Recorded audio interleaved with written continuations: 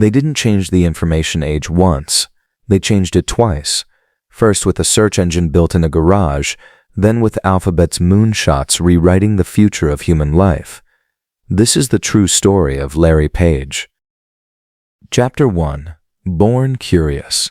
The magazines were everywhere, not stacked neatly in a rack by the door, the way polite families keep their reading material, but spread across kitchen tables and bathroom counters and wedged between couch cushions, their covers fanned open to half-read articles about semiconductors and programming languages and the tantalizing possibilities of machines that could someday think. In the Page household on Michigan Avenue in East Lansing, knowledge didn't sit quietly on a shelf. It sprawled. It accumulated. It left ink smudges on the elbows of anyone who leaned against the wrong surface. Lawrence Edward Page arrived into this magnificent clutter on March 26, 1973, and from the very first moment, the world apparently had a lot of explaining to do. His parents were both professors of computer science, his father Carl at Michigan State University, his mother Gloria teaching programming to students who would one day help build the digital age. This was not, in the early 1970s, a glamorous field. Computer scientists were the people other academics regarded with a mixture of respect and mild suspicion, the way you might look at a neighbor who keeps unusual but clearly functional equipment in their garage. Carl and Gloria Page were not chasing prestige. They were chasing something harder to name, the electric feeling that comes from understanding how things work, and the quiet conviction that understanding leads to power, and power, wielded with care, leads to change. That conviction lived in their house like a piece of furniture. You couldn't move without bumping into it. By the time Larry was in grade school, the Page home was one of the few on the block with a personal computer. This was the era of the Apple II, of blinking cursors and programs loaded from cassette tapes, of screens that glowed a sickly green and monitors that weighed approximately as much as a small boulder. To most children of that era, a computer was an exotic novelty, something to be approached carefully, like a large dog you weren't sure about. To Larry Page, it was a puzzle that needed opening. He was 6 years old the first time he turned in a school assignment that had been typed on a computer, which made him either the most advanced kid in his class or, depending on how you looked at it, the most aggressively nerdy. His teachers were reportedly unsure which. Larry, one suspects, was unbothered by the distinction. The dismantling habit started early. This is the thing biographers love to mention about certain kinds of brilliant children, the taking apart of objects that were functioning perfectly fine before the child got involved. In Larry's case, the instinct wasn't destructive so much as compulsive. He needed to see the insides of things. A machine that worked was interesting. A machine he understood was satisfying in a completely different and much deeper way. So he took apart whatever he could get his hands on, and then put it back together, sometimes successfully, occasionally not, always having learned something in the process. If a few household appliances suffered minor casualties in the name of his education, that was, apparently, the cost of doing business with a curious mind. What set Larry apart wasn't just intelligence. East Lansing had plenty of bright children, but a specific flavor of restlessness. Most kids, presented with something they don't understand, feel one of two things: frustration or indifference. Larry seemed to feel neither. He felt the forward pull of a question. Why does this work this way? What would happen if you changed it? Is there a better arrangement hiding inside the one that already exists? These were not idle musings, they were something closer to hunger. The dinner table in the Page home was less a meal and more a floating seminar. Carl Page was the kind of father who thought the best thing you could give a child was a hard question and enough silence afterward to actually think about the answer. Curiosity wasn't just tolerated in that house, it was the family's unofficial currency. You didn't get credit for having the right answer. You got credit for caring enough to look for one. The magazines spread across every surface weren't decorative, they were evidence of a family that took ideas seriously enough to live inside them. There is something worth pausing on here, something that gets lost in the polished origin stories of great founders, the sheer luck of the environment. Larry Page was not born into extraordinary wealth or social influence. He was born into a specific kind of intellectual atmosphere that treated technology not as a career path but as a language, and he learned that language before he was old enough to know he was learning it. The computer in the living room wasn't a status symbol. It was a tool, like a piano in a musician's house, something that existed to be played, explored, mastered, and eventually surpassed. By the time he was a teenager, Larry had absorbed the central belief that would quietly drive every major decision of his adult life, that almost every problem in the world is, at its root, an information problem, that if you could organize what was known, distribute it efficiently, and make it accessible to anyone willing to look, you would change the conditions of human life in ways that no army and no government ever had. This was not a revolutionary thesis he arrived at through philosophical deliberation. It was something he absorbed gradually, through years of living in a home where knowledge was taken seriously and technology was understood to be the mechanism by which knowledge moved. He was, his teachers would later say, the kind of student who made you feel slightly behind, not because he was unkind or showy about what he knew, but because his questions had a way of pointing past whatever was being taught, toward whatever came next. He didn't ask questions to impress anyone. He asked them because he genuinely, urgently wanted the answer and was already thinking about what to do with it. East Lansing in the 1970s and early 1980s was a university town, quiet and particular, a place where the rhythms of academic life shaped the calendar and the conversations. It was not Silicon Valley. It had no venture capitalists or startup garages, no mythology of disruption hovering in the air. It was simply a place where two professors raised a son in a house full of magazines and early computers in the stubborn belief that the world could be understood if you cared enough to try. That belief took root in Larry Page the way deep roots do, invisibly, thoroughly, and long before anyone thought to look. A boy who grew up taking things apart to see how they worked would one day take apart the architecture of human knowledge itself and rebuild it into something the world had never seen. But first, he had some growing up to do. Chapter 2. A Family of Thinkers. Picture the Page family dinner table on any given weeknight in East Lansing, Michigan, and you might mistake it for a graduate seminar that had gotten slightly out of hand. Someone had forgotten to bring snacks. The reading material was scattered everywhere. And the conversation was not about the weather. Carl Victor Page Sr. was not by any conventional measure a quiet man when it came to ideas. He was a pioneering computer science professor at Michigan State University at a time when most Americans thought a computer was something that lived in a government basement and required a staff of 12 to operate. He had made his career at the frontier of a field that barely had a name, doing the patient, unglamorous work of building a discipline from near scratch, writing papers, training students, assembling something durable out of what was essentially organized electricity and logic gates. He was deeply serious about that work. He was also, by family accounts, genuinely funny, the kind of person who could turn a debate about computational theory into something that made you laugh before you realized you'd just learned something. Gloria Page taught computer programming and carried her own intellectual gravity into every room. Between them, Carl and Gloria had built a household that treated curiosity the way other families treated religion, as a foundational practice, non-negotiable, observed daily. If you had a question, you were expected to pursue it. If you had an opinion, you were expected to defend it. If you had neither, you were probably not paying attention, and that was the only real offense. Larry absorbed all of this with the enthusiasm of someone who did not yet know there was any other way to live. He was, by the early 1980s, a slight, sharp-eyed kid navigating a home stocked with technical journals, early personal computers, and the ambient hum of two people who genuinely believed technology was going to change everything. He took that belief literally. He took most things literally. When he first got his hands on a computer, an early machine of the sort that now exists only in museums and basements of extreme nostalgia, he did not simply use it. He examined it. He wanted to know why it did what it did, which eventually led to the question of what would happen if you took it apart, which eventually led to the taking apart, which, to his parents' partial credit and partial dismay, led to the eventual reassembling. That he managed to reassemble it correctly was, perhaps, the first indicator that something unusual was developing behind those quiet eyes. The dinner table arguments were legendary within the family's orbit. Carl Sr. did not believe in handing his children conclusions. He believed in handing them problems and watching what they did with them. This could be maddening if you were 12 and just wanted to know whether you could watch television, but it had a cumulative effect that no classroom curriculum could have engineered on purpose. Larry learned that conformity was not a virtue.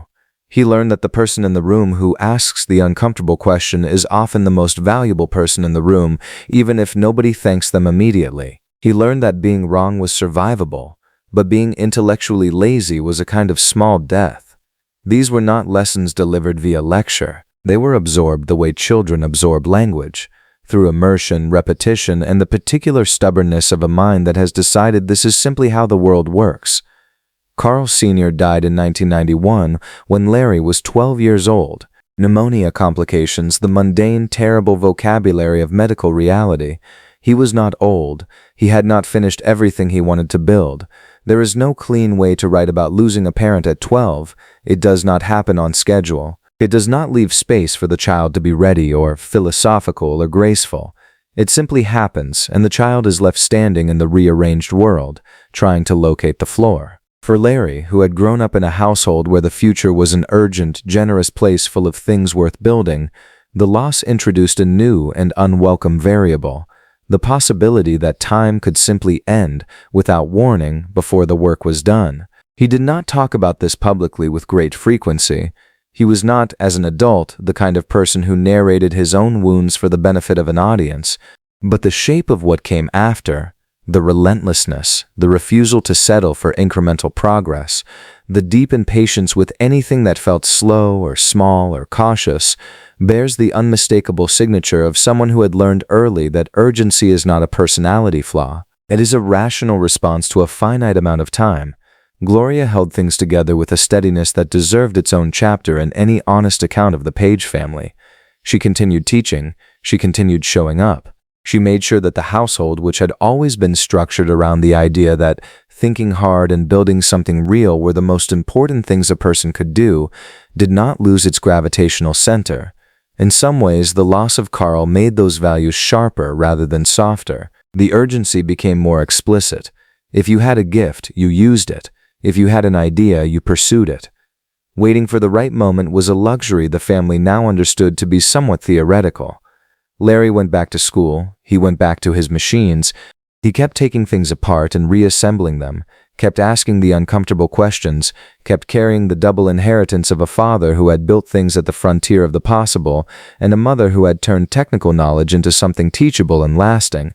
Neither of them had been satisfied with the small version of anything, and neither, it turned out, would he be. There is something worth sitting with in the image of a 12-year-old boy who has just lost his father, a man who talked about the future as though it were a moral obligation, deciding, perhaps without even fully knowing he is deciding, that he will build things that last, not monuments, not statues, things that work, things that keep working after you are gone, things so structurally sound that the world has to reorganize itself a little just to accommodate them.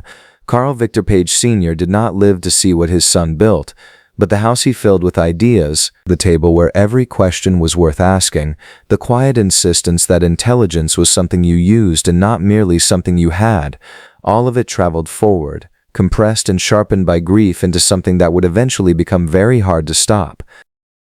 Chapter 3. Stanford and a Dream. There is a particular kind of madness that grips certain graduate students around midnight, when the coffee has gone cold and the whiteboard is covered in notation that would look, to any reasonable person, like the aftermath of a small explosion. Larry Page had that madness. He wore it the way other people wear a comfortable old jacket. He arrived at Stanford in the fall of 1995 with a freshly minted degree in computer engineering from the University of Michigan, and a quality that would prove both his greatest asset and, for the people around him, occasionally exhausting. He could not leave an interesting problem alone. Not for meals, not for sleep, barely for conversation.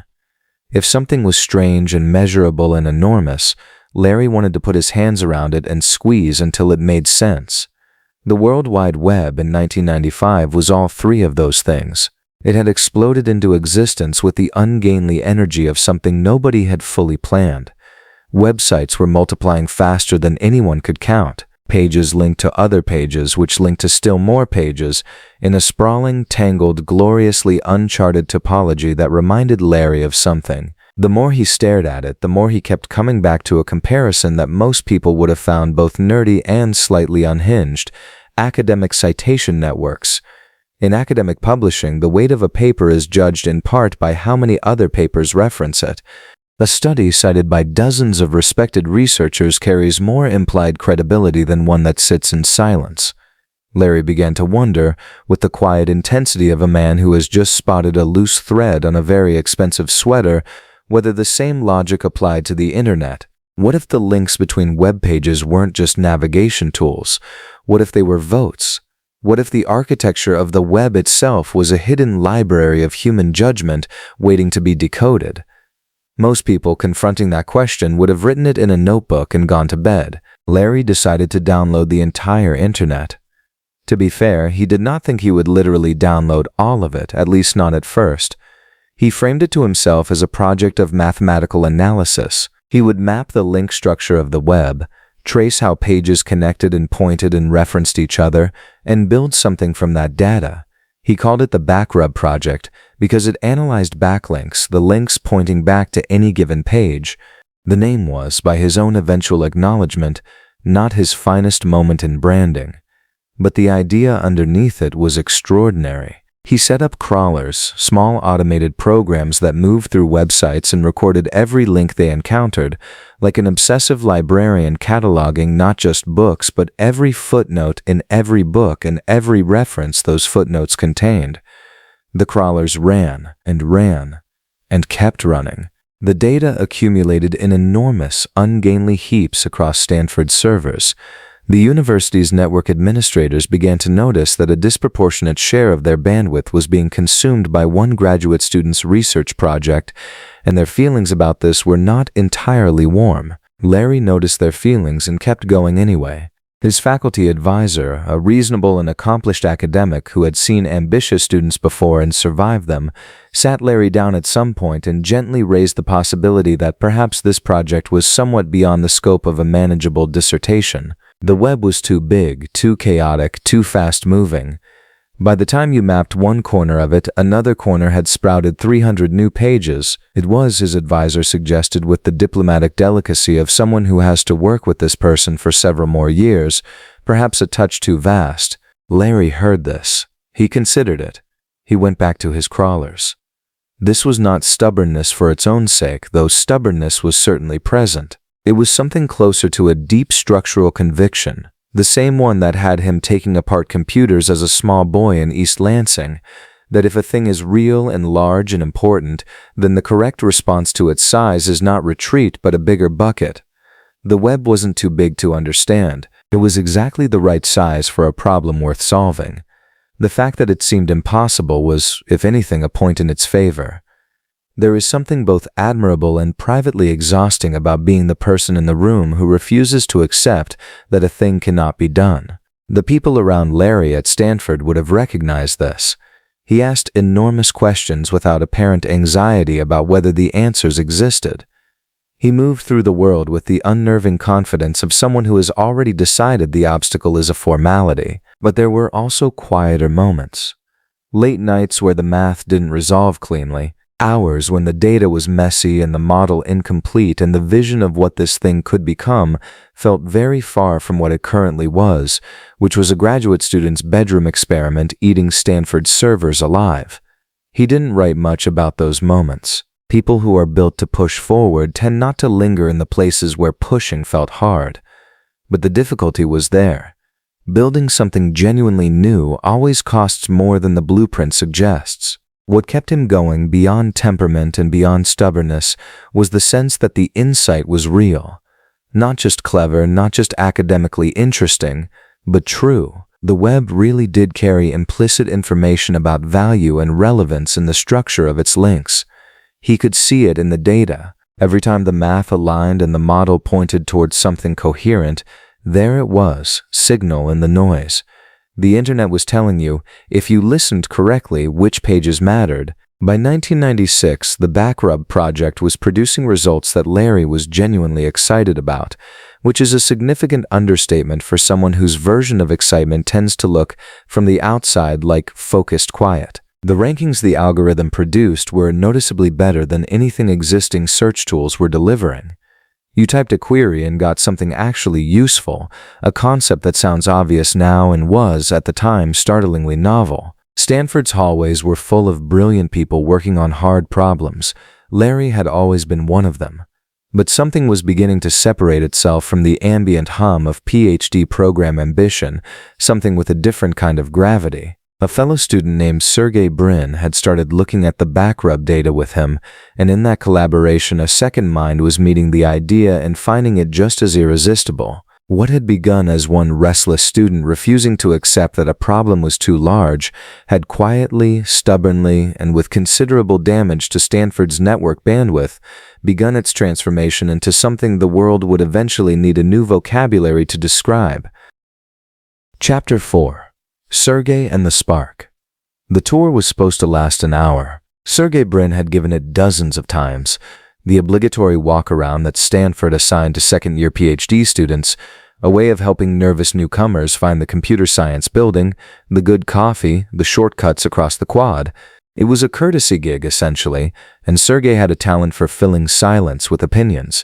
He was 21, 5'9", and constitutionally incapable of letting a bad idea go unchallenged. He would have argued with a parking meter if it said something he disagreed with. Larry Page was not a parking meter. Within roughly 15 minutes of meeting each other in the fall of 1995, the two men were disagreeing about urban planning, of all things, with the particular heat of people who have just realized the other person might be smart enough to make them actually work for their position. Larry thought dense cities were inefficient and a symptom of bad design. Sergey thought that was exactly the kind of techno-libertarian position that people stated when they'd never tried to park in San Francisco.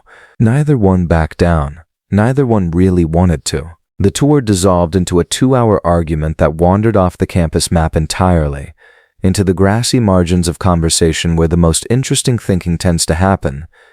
They did not like each other, exactly, not yet, but they couldn't quite stop talking either. What makes this origin story so distinctly human and so different from the polished mythology Silicon Valley tends to prefer is that the partnership didn't begin with a shared vision or a handshake over a whiteboard. It began with friction. Larry was methodical, almost architecturally patient in the way he assembled ideas. He wanted to map things, to see the whole structure before he pulled any levers. Sergey was more improvisational, quicker to leap, delighted by the mess of live problems. On paper, they were a mismatch. In practice, they were a corrective for each other's blind spots, though neither would have said so out loud in those early months because that would have required admitting the other was necessary. What brought them together, eventually and undeniably, was a problem. Larry had arrived at Stanford with an idea lodged in his head like a splinter. The World Wide Web was exploding. Millions of pages appearing, linking to one another in patterns that nobody had really tried to understand mathematically. He saw something that others had walked right past. The links between pages weren't just navigation tools. They were endorsements. When a page linked to another page, it was, in its quiet digital way, vouching for it. And if you could measure the quality and quantity of those endorsements, you could rank the whole web not by keywords or by whoever paid the most, but by something closer to actual importance. It was an insight borrowed, consciously, from academic citation networks. The way a scientific paper's influence could be measured by how often other papers referenced it. Larry didn't invent that logic, but he saw, with a clarity that few others had, that the web was one gigantic citation database hiding in plain sight.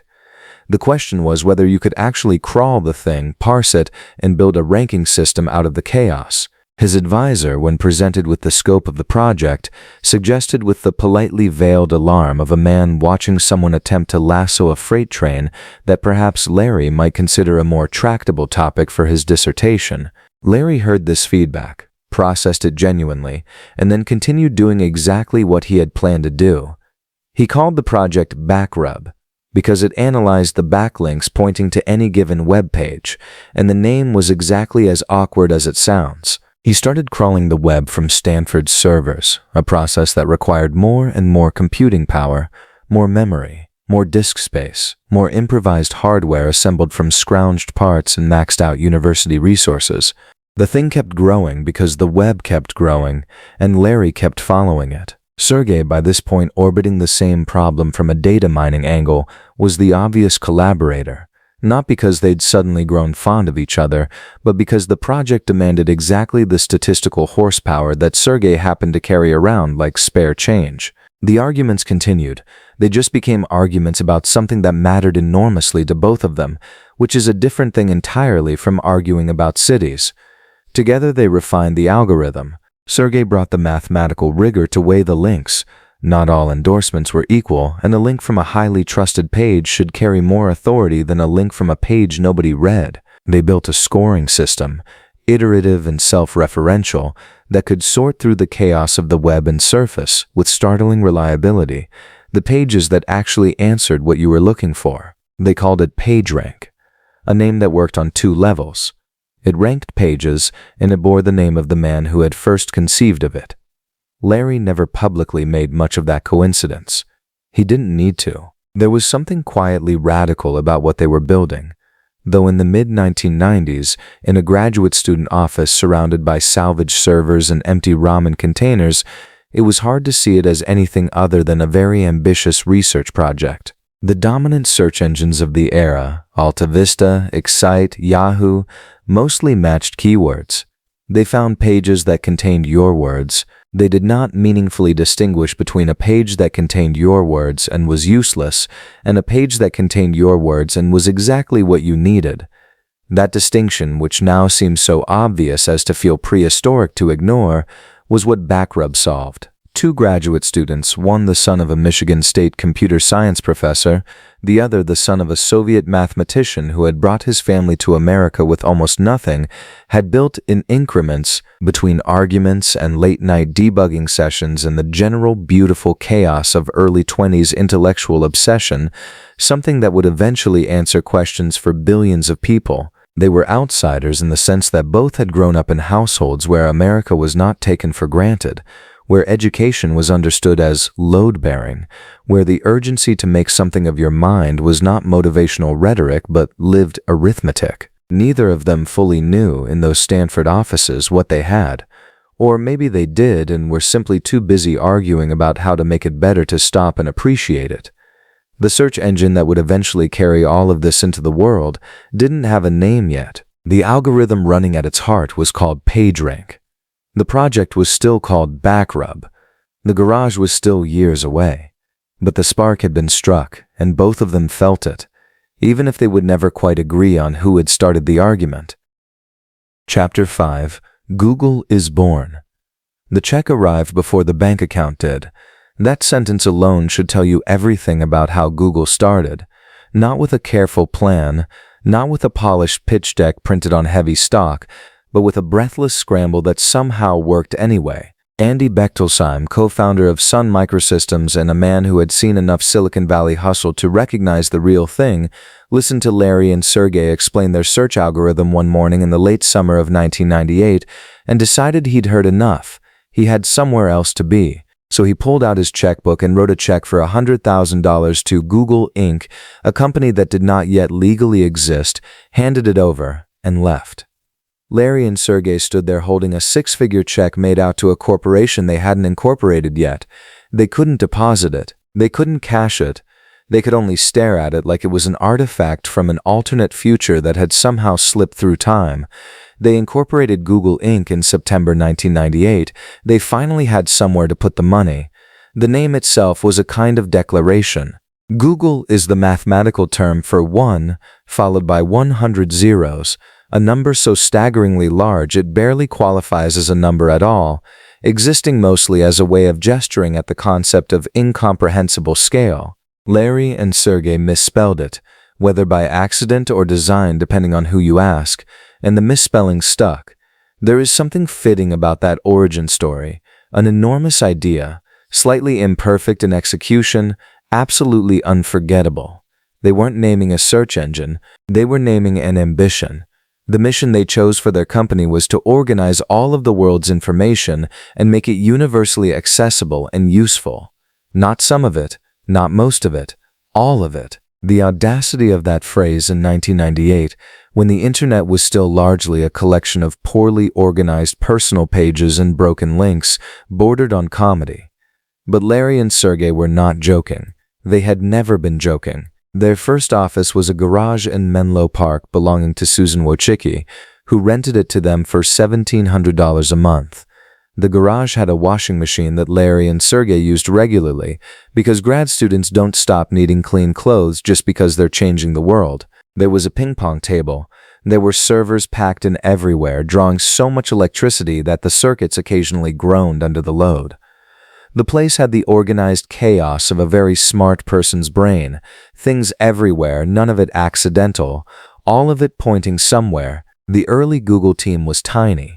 Craig Silverstein was their first employee, hired almost immediately, and he later joked that his job interview consisted largely of Larry showing him things on a computer and asking what he thought.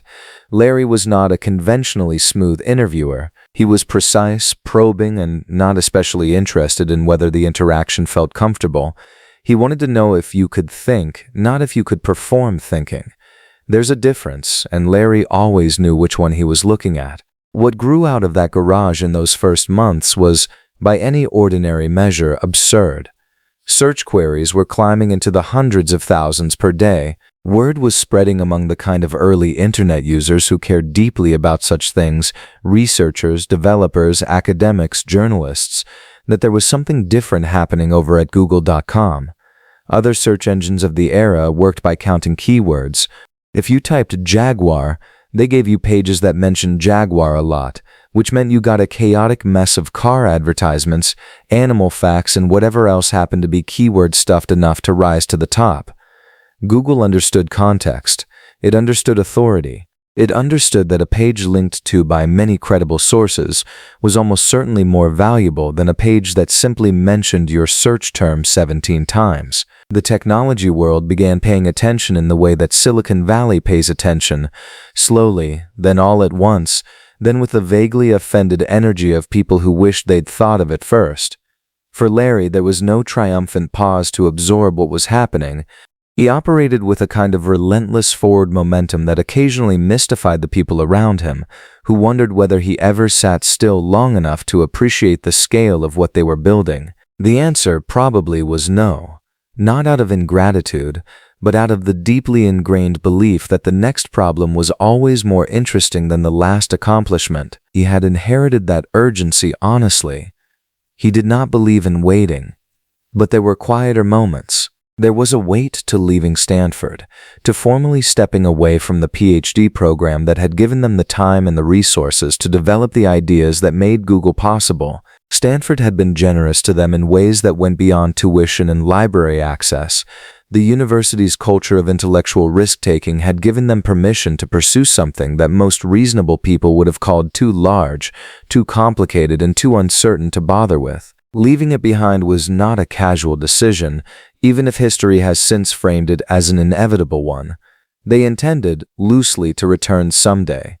They didn't. The garage, the borrowed money, the misspelled name, the check that couldn't be cashed, all of it has since become mythology, polished and retold so many times that it's easy to forget it was genuinely improvised. There was no moment when someone looked at Larry Page and Sergey Brin in September 1998 and said with certainty, "This is it. This is the one."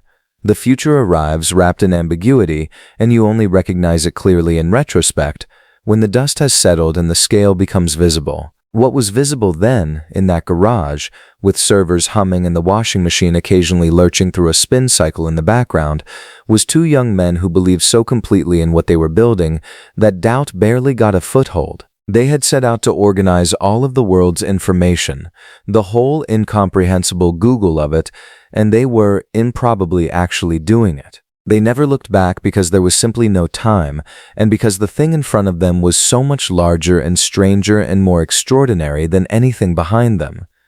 The search bar was small, clean, and almost empty. The world was about to type into it 1 billion times. Chapter 6. The IPO and a New Empire. The morning of August 19, 2004, Wall Street woke up not entirely sure what to make of what was about to happen. Google's initial public offering had been the subject of obsessive speculation for months, the kind of frenzied anticipation usually reserved for royal weddings or heavyweight title fights. And yet the company itself seemed almost performatively unbothered. Larry Page and Sergey Brin had done a roadshow that was, by the standards of the investment banking world, something between refreshingly casual and genuinely alarming. They had shown up to meetings in jeans. They had declined to give earnings guidance in the way analysts expected. They had published, weeks earlier, a letter to potential shareholders that opened by warning Wall Street that Google was not a conventional company and did not intend to become one. The bankers who had herded anxious CEOs through IPOs for decades found themselves in the unusual position of being the nervous ones in the room. The method they chose to go public was a Dutch auction, which sounds like something involving tulips and a windmill, but is actually a system in which ordinary investors bid for shares alongside institutions, and the offering price is set at whatever the market can bear. It was democratic. It was transparent. It was designed to cut out the backroom allocation games that had enriched bankers and early insiders at the expense of regular buyers for generations. The banks hated it. Larry and Sergey loved it precisely for that reason.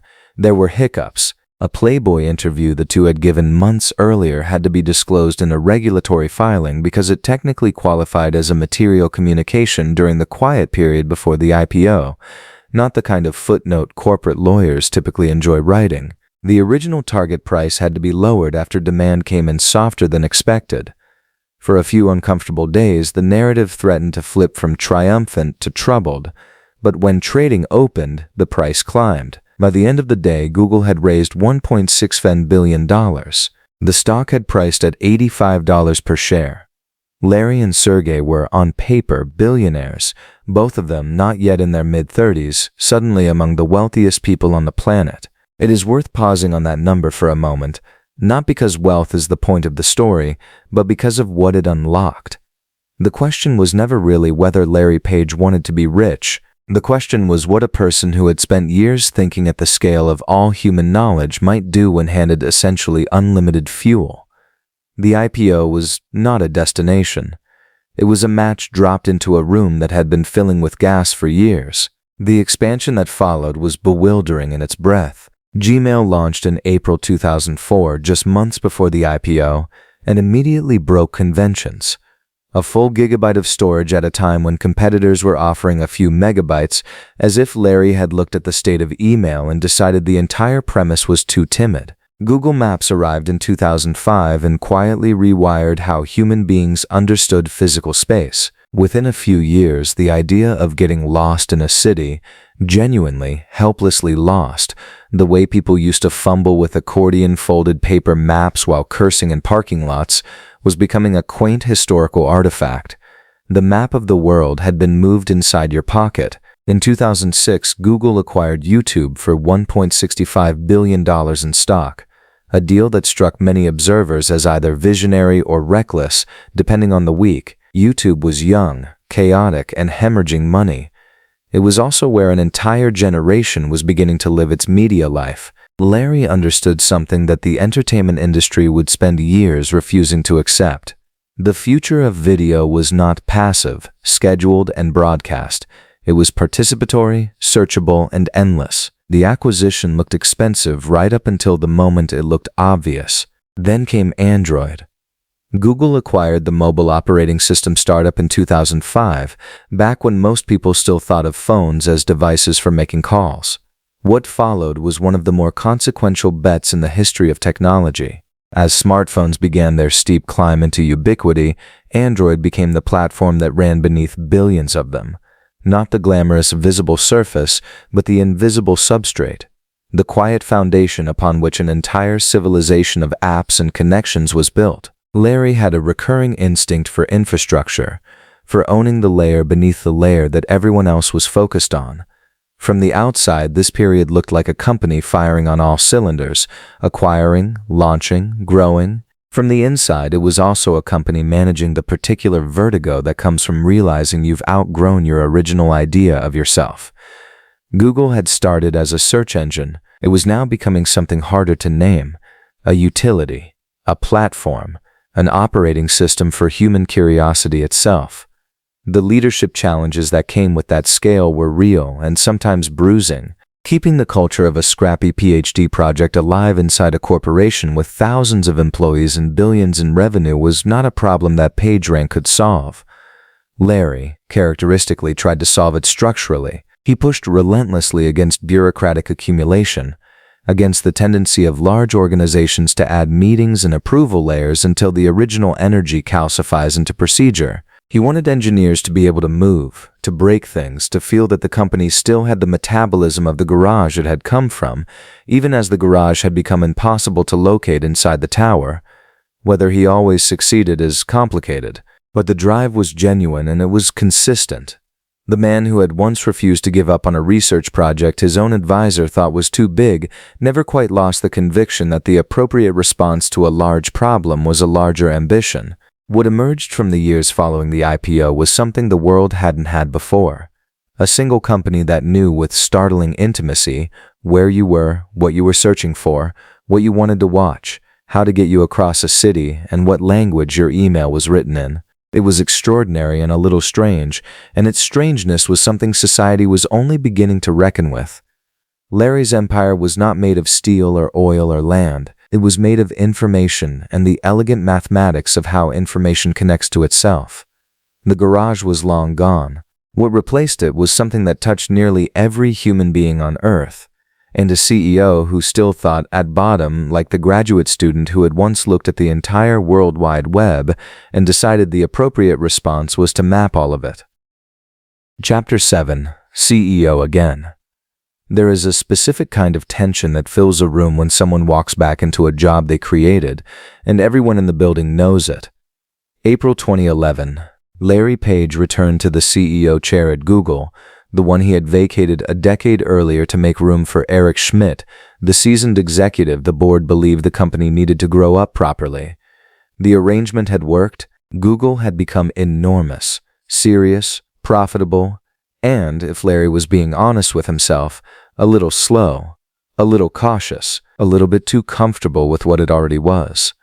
He was 38 years old, which in most industries would make him a rising figure. In Silicon Valley, where founders burned bright and flamed out or cashed out before 40, it made him practically ancient. More importantly, it made him hungry in a way that was different from the hunger of youth. This wasn't the appetite of someone with nothing to lose. This was the appetite of someone who understood with a precision that only experience can produce exactly what was at stake and exactly what was being wasted. Eric Schmidt had been, by any rational measure, an excellent CEO. He had guided Google through its adolescence with the steady hand of someone who had seen companies both succeed and destroy themselves. He and Larry had maintained what they publicly called a triumvirate with Sergey, a kind of three-headed executive arrangement that was either brilliant or chaotic depending on the week. But Larry had been watching the company from one seat over for years, and he had developed opinions. Long, detailed, simmering opinions. The first thing he did when he returned was listen, not in the ceremonial way executives sometimes listen, where they nod warmly and then immediately do whatever they had planned to do before the conversation began. Larry listened in the manner of a man conducting a diagnostic, the same way he had once taken apart computers as a child, to understand which parts were working and which parts were generating friction for no reason. He held meetings with engineers, with product teams, with people several layers below the level where a CEO typically casts his attention, and what he heard confirmed his suspicions.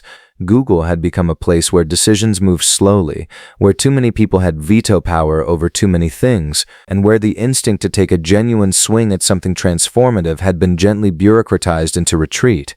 He found this deeply funny, in a grim sort of way. They had spent years building a company dedicated to organizing the world's information, and they had somehow managed to bury their own best instincts under a mountain of process documents. His response was not a grand announcement or a company-wide speech dripping with inspiration. Larry was constitutionally allergic to that kind of theater. Instead, he started making things faster. He flattened layers of management.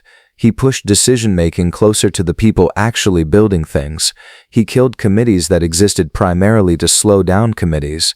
There was a particular ruthlessness to it that some found jarring, but Larry operated from a simple and inflexible premise. If a process existed to protect people from accountability rather than to improve the work, it needed to die. He also brought back something that had quietly eroded, which was permission. Permission to think in a different dimension entirely. He had grown tired of watching teams propose improvements that were 10% better than what already existed. 10% better, in Larry's framework, was barely worth the meeting. If a thing was only marginally improved, you were essentially admitting that the original thing was correct and the future would resemble the present, which struck him as a failure of imagination so profound it bordered on an ethical problem. The phrase that circulated was 10x thinking. The insistence that the right question was never how to make something a little bit better, but how to make it 10 times better or 100 times better, or how to eliminate the problem it was solving altogether.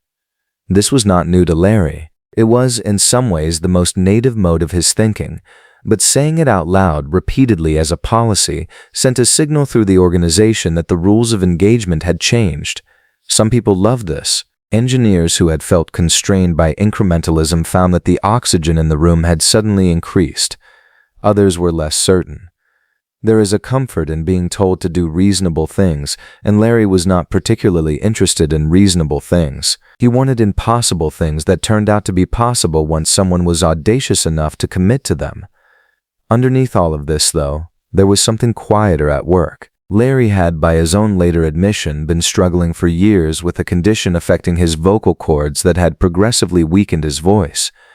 Public speaking had become difficult. His voice in certain registers was simply gone. For someone whose ideas were his primary instrument, whose whole life had been built on the ability to articulate visions that other people would then be moved to pursue, this was not a small thing. It was a private and persistent form of loss. He managed it, and he kept managing it, and he continued to run the company with a quiet intensity that people around him found remarkable given what he was navigating. But it was there, a reminder that even the people rewriting the conditions of human life are subject to the same fragility as everyone else. What Larry Page actually built in his second tenure as CEO was not a product, it was a disposition. He reorganized the company's ambitions around a small number of bold bets, the kind of large, long-horizon projects that could only survive if someone with ultimate authority was willing to absorb the cost of their failures while they found their legs. He pushed Google into territory that had no obvious business case yet, because he believed the business case would materialize once the underlying problem was solved and not a moment before. This required a particular kind of faith that was hard to articulate and even harder to sustain inside a public company with quarterly earnings calls. But Larry sustained it anyway, through sheer conviction and a refusal to be embarrassed by ambition. By the time his second tenure as CEO was fully underway, Google had begun to look less like a company and more like something for which there was not yet a precise word, a sprawling, self-reinforcing attempt to make the future arrive earlier than it had planned.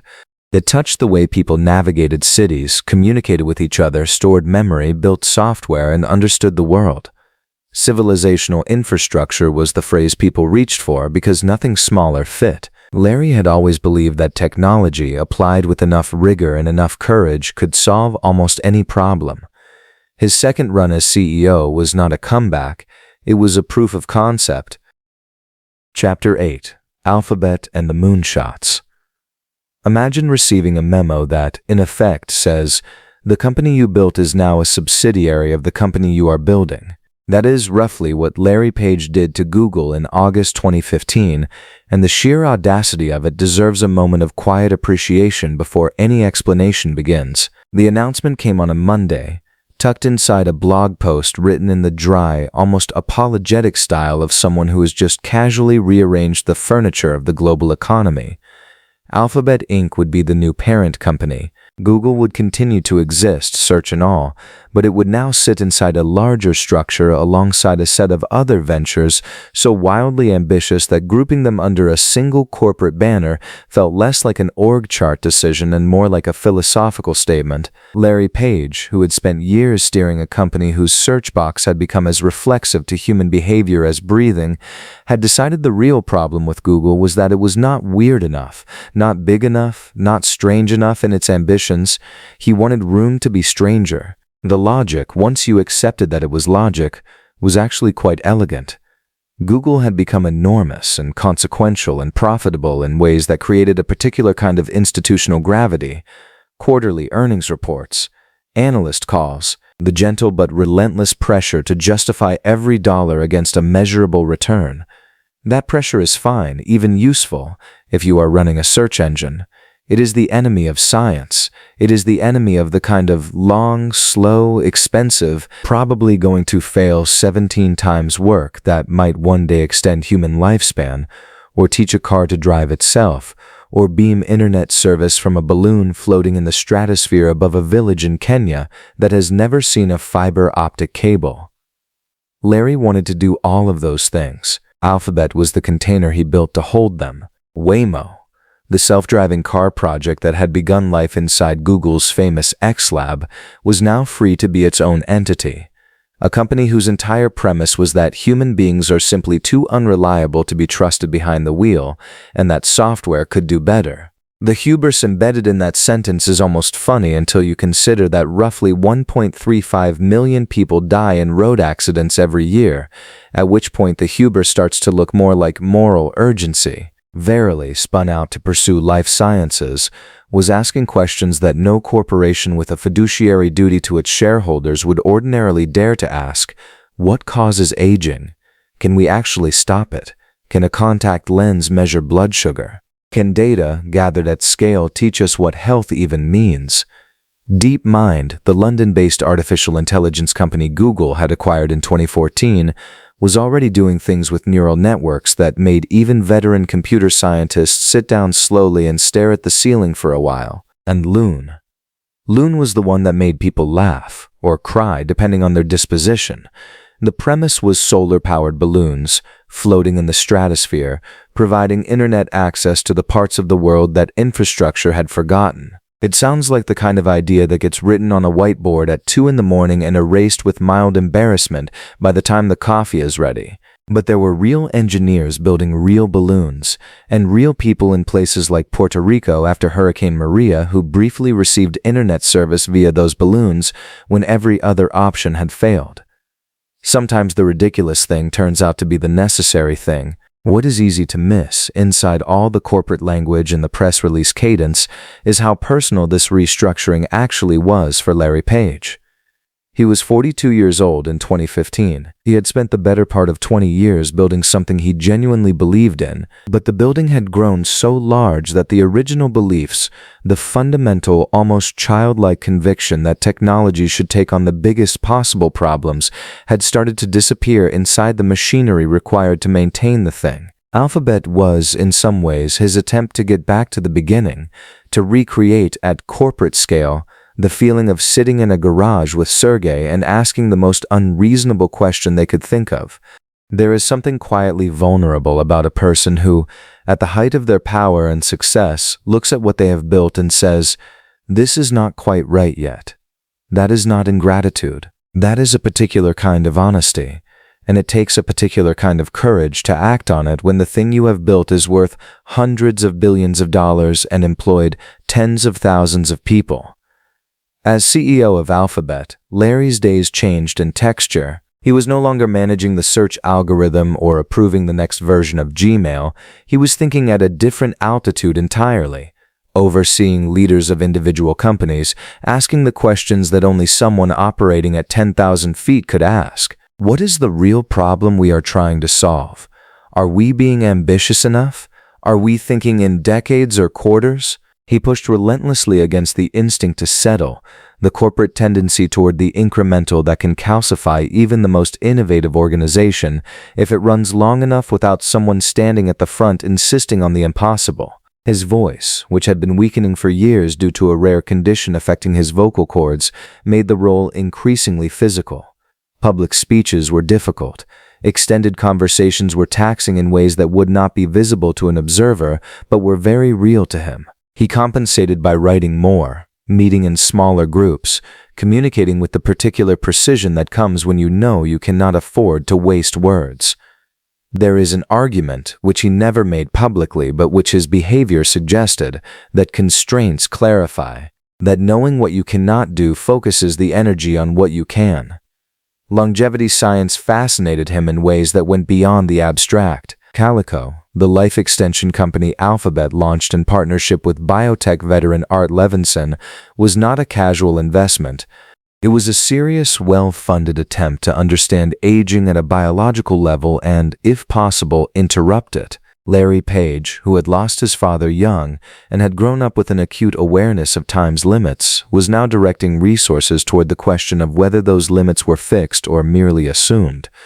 There is something almost heartbreaking in that, and something magnificent. By the time Alphabet was fully operational, the scope of what Larry had assembled was almost impossible to hold in a single thought. Self-driving vehicles, balloon internet, aging research, AI systems learning to see and speak and reason, renewable energy investments, smart city infrastructure, each piece a separate company, each company pursuing something that the mainstream market had not yet decided was worth pursuing. That gap between what the market prices and what might actually matter had always been where Larry Page chose to live. He was no longer building a search engine.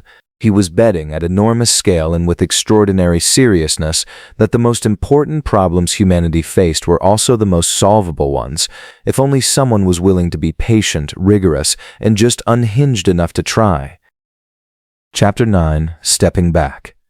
There was no press conference, no farewell tour, no emotional address to the troops, no slow walk through the Googleplex while engineers lined the hallways and someone played a sentimental song over the speakers. When Larry Page stepped down as CEO of Alphabet in December 2019, the announcement arrived the way a browser tab closes, quietly, completely, and without ceremony. A blog post, a few lines, done. For a man who had spent 2 decades reshaping how the entire human species finds information, the exit was almost aggressively understated. But anyone who had been paying close attention knew that the quiet had been building for years, accumulating like pressure behind a wall, and that when it finally gave way, it would give way like this. Not with a crash, but with a soft, deliberate release. The official statement was cordial and clean. Larry and Sergey Brin, who stepped down from his own role simultaneously, expressed confidence in Sundar Pichai, who would absorb control of both Google and Alphabet in one clean transfer of authority. The language was warm but measured, the kind of prose that corporate communications departments dream about at night. Nothing too revelatory, nothing too cold. Reading it, you could almost forget that these were 2 men handing over something they had built from literal nothing.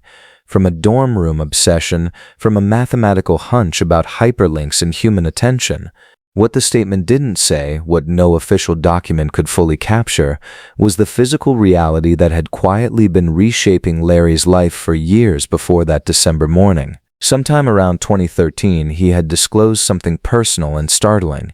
He had been living with vocal cord paralysis, a rare condition in which the nerves governing the voice gradually lose their signal strength. One of his vocal cords had been affected for years, then the other. His voice, never especially booming to begin with, had thinned to something fragile and effortful, a sound that required concentration to produce and patience to hear. Public speeches became ordeals.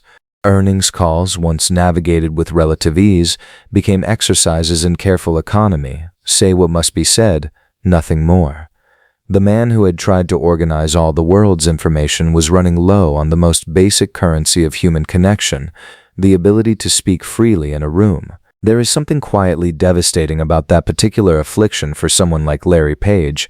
He had always been more comfortable with systems than with sentiment, more fluent in mathematics than in the small talk that greases the gears of business relationships. Speech had never been his native element the way code was. But it is one thing to prefer silence and another to have silence pressed upon you by a body that won't cooperate. The condition wasn't fatal, wasn't immediately catastrophic, but it was progressive and it was permanent, and it gave his gradual disappearance from public view a texture of melancholy that no amount of corporate restructuring language could quite smooth over. By the late 2010s, his appearances at industry events had become so rare that the technology press treated each sighting like an astronomical event, something to be noted, dated, analyzed for what it might mean. He skipped shareholder meetings. He was absent from product launches that bore the fingerprints of ambitions he had personally championed. The questions grew louder, the way questions about powerful private people always do when the public loses its line of sight. Is he well? Is he disengaged? Is something wrong? The answers, when they came at all, came in fragments, and the fragments didn't always fit together neatly. What seems clear, in retrospect, is that Larry had been making a longer, slower calculation than the one Wall Street wanted to run. He had spent his adult life building institutions designed to outlast him, which is an unusual posture for someone in Silicon Valley, where the mythology of the indispensable founder runs so thick you could choke on it. But Larry had always been more interested in the machine than in his position at the lever. He had returned to the CEO role in 2011, not out of vanity but out of necessity, out of the conviction that the company needed a particular kind of tightening and a particular kind of dreaming that only he could provide at that moment. He did what needed doing, and then, this is the part that is harder to explain and perhaps harder to admire, because admiring it requires accepting that great builders sometimes know when to stop building. He let go. He moved in significant part to New Zealand, not a satellite office in Auckland, not a weekend retreat, a life, or something close to it, transplanted to the far end of the earth, 10,000 miles from the Googleplex, from Sand Hill Road, from the particular ambient hum of Silicon Valley that never fully stops vibrating even when you step away from your desk. New Zealand, with its extraordinary physical beauty and its blissful remove from the centers of American power, had attracted a certain species of wealthy American technologist who had begun to think seriously about what comes after. Larry, who had been thinking about longevity research and existential risk and the long arc of civilization for years, fit the profile only partially. He wasn't running from an apocalypse, or at least there's no evidence that he was.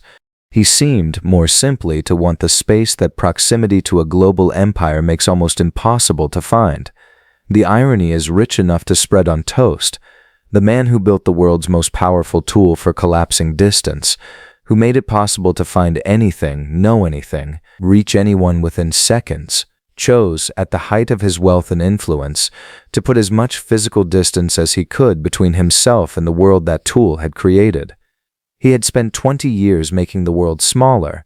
Now he wanted it larger again. He wanted horizon. Whether that reads as wisdom or withdrawal probably depends on where you're standing. And Larry Page has always been less concerned with how he reads than with what he's actually doing, which is either a mark of genuine integrity or the profound luxury of someone who will never need anyone's approval again. Perhaps it is both. The most honest answer is that we don't fully know, because he is not telling us, and he is not telling us in that specific, deliberate Larry Page way that leaves observers simultaneously frustrated and, if they're being truthful with themselves, a little impressed. He had spent 2 decades at the center of everything.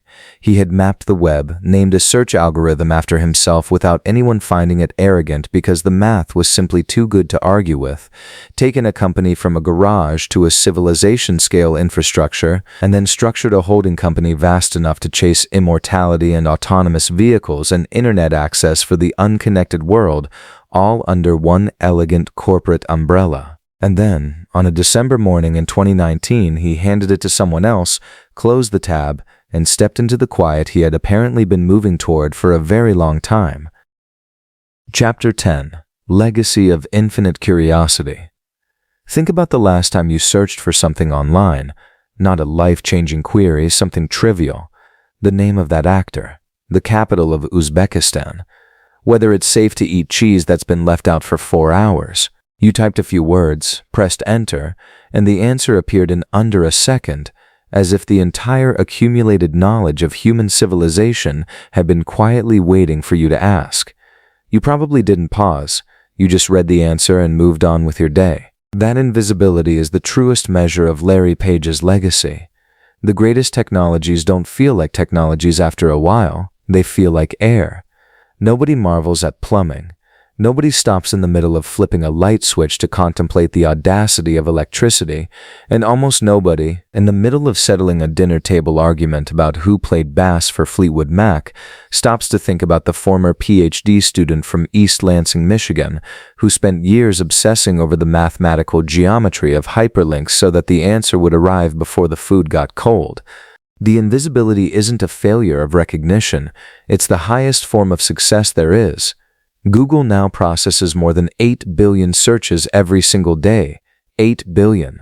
The number is so large it becomes almost meaningless, the way very large numbers often do. It floats past comprehension like a cloud. But try to sit with it for a moment. 8 billion moments of human curiosity, confusion, grief, ambition, boredom, and wonder, all routed through an infrastructure that Larry Page essentially conjured from a graduate school obsession about citation networks. People search for symptoms that scare them. They search for words and languages they're trying to learn. They search for the lyrics to songs their dead parents used to sing.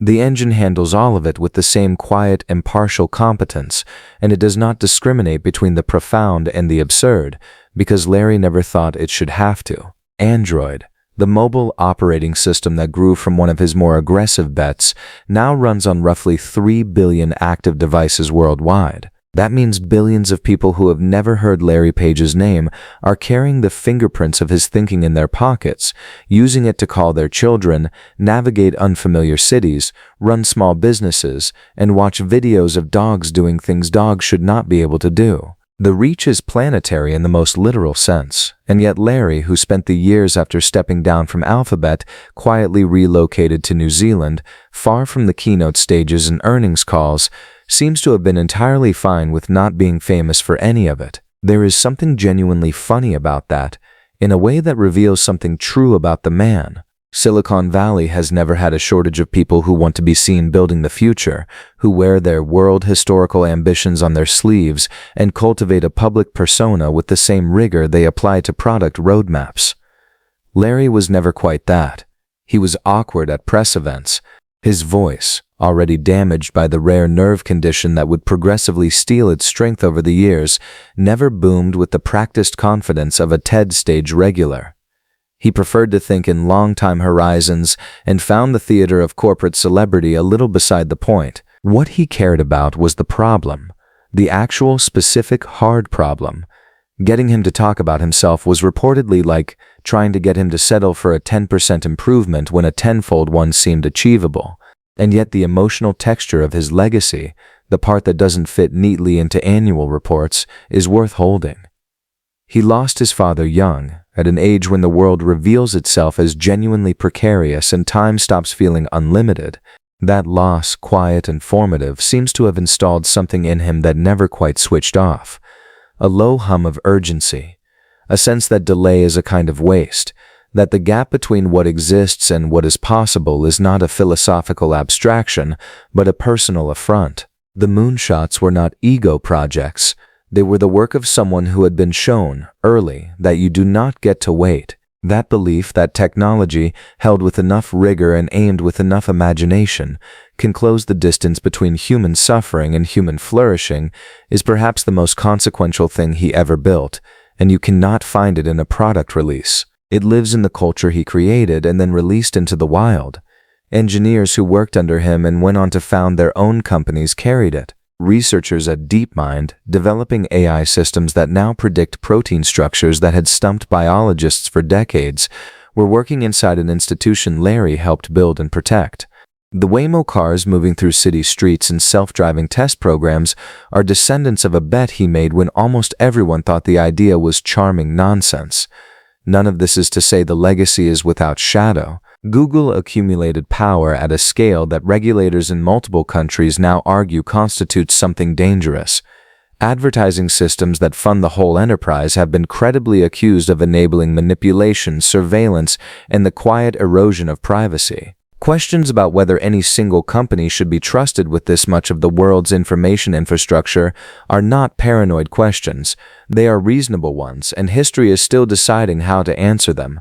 Larry Page, the architect of so much of this, does not appear to spend a great deal of time giving public interviews about it, but here, at the end of a life story that is notably not over, he is in his early 50s, and he is almost certainly not done thinking. The most honest thing to say is this: a boy who grew up in a house full of computers and a father who believed that ideas were the most serious business in the world, took those materials and made something that altered the cognitive landscape of the entire human species. He made it faster, stranger, and more connected to itself. He made it so that a kid in rural Kenya and a retiree in suburban Ohio and a student in Seoul can all reach into the same river of information and pull something useful from it instantly in the middle of any ordinary day.